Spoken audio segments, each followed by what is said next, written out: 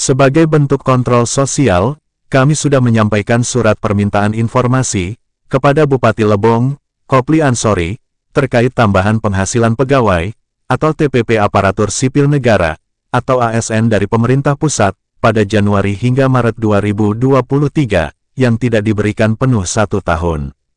Demikian disampaikan Direktur LPHB, atau Lembaga Peduli Hukum Bengkulu, Ahmad Tarmizi Gumai SHMH, yang juga seorang lawyer, kepada wartawan dan produser eksekutif Bintang TV, Khairuddin MDK, Selasa, 5 Maret 2024, di kantornya, di kawasan Jalan Jati, Kelurahan Padang Jati, Kecamatan Ratu Samban, Bengkulu. Di surat yang sama, kami juga meminta informasi tentang apa dasar hukumnya, Pemkab Lebong, yang diketahui menunjuk Yusril Iza Mahendra sebagai pengacara, dengan kontrak kerjasama, hingga sebesar 5.875 juta rupiah, kata Tarmizi Gumai, akrab disapa Targum. Pertanyaannya, untuk tambahan TPP bantuan pemerintah pusat, yang tidak dibayar penuh selama setahun kepada ASN, dikemanakan sisa uang pemotongan? Terkait penunjukan Yusril Iza Mahendra sebagai pengacara, apa dasar hukumnya, sehingga begitu nekat tidak berdasarkan ketentuan Perpres 12/2021, tentang perubahan atas Perpres 16/2018, tentang pengadaan barang dan jasa pemerintah.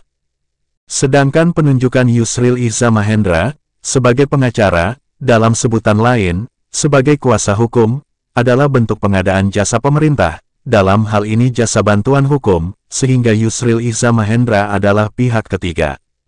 Dan uang sebesar 5 miliar rupiah lebih, yang digunakan membayar jasa Yusril Iza Mahendra, adalah bersumber dari APBD, atau Anggaran Pendapatan dan Belanja Daerah, ujarnya. Ketentuan Pasal 2 huruf A, Perpres 12/2021, tentang perubahan atas Perpres 16/2018, tentang pengadaan barang dan jasa pemerintah. Ruang lingkup pemberlakuan Perpres, atau berlakunya Perpres, meliputi pengadaan barang dan jasa di lingkungan kementerian, lembaga, perangkat daerah, yang menggunakan anggaran belanja dari APBN dan APBD, atau anggaran pendapatan dan belanja negara, dan anggaran pendapatan dan belanja daerah. Oleh karenanya, untuk menggunakan atau memanfaatkan jasa Yusril Iza Mahendra sebagai kuasa hukum, prosesnya harus berdasarkan ketentuan Perpres 12/2021, tentang perubahan atas Perpres 16/2018, tentang pengadaan barang dan jasa pemerintah, harus, tegasnya. Menjawab pertanyaan, bahwa yang memberi dan menandatangani surat kuasa khusus kepada Yusril Iza Mahendra, langsung Bupati Lebong, Kopli Ansori. Menurut Tarmizi Gumai, jika dana yang digunakan membayar jasanya bersumber dari APBD, maka prosesnya harus tetap berdasarkan Perpres 12/2021. Termasuk harus ada pengguna anggaran, kuasa pengguna anggaran, PPK atau pejabat pembuat komitmen, PPTK atau pejabat pelaksana teknis kegiatan, dan bendahara kegiatan. Metodenya, bisa pelelangan atau tender, penunjukan langsung, dan atau penetapan langsung, tambahnya. Sebelumnya, sebagaimana berita Kompas.com, edisi 15 Januari 2023, Pemda Kabupaten Lebong, menyewa Yusril Iza Mahendra, sebagai kuasa hukum, guna menyelesaikan persoalan tapal batas, antara Kabupaten Lebong, dan Bengkulu Utara. Keseriusan Pemda Lebong, mengambil kembali wilayahnya yang masuk Kabupaten Bengkulu Utara, tidak tanggung-tanggung. Sebanyak 5,8 miliar rupiah, APBD digelontorkan pada firma hukum Iza dan Iza Law Firm.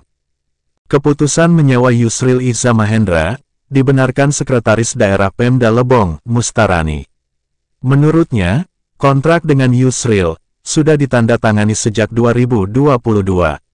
Namun surat kuasa khusus, atau SKK dan nota kesepakatan, ditandatangani bersama antara Bupati Lebong, Kopli Ansori, dan Yusril Iza Mahendra, Jumat, 13 Januari 2023. Benar, SKK sudah ditandatangani antara Bupati dan Yusril Iza Mahendra.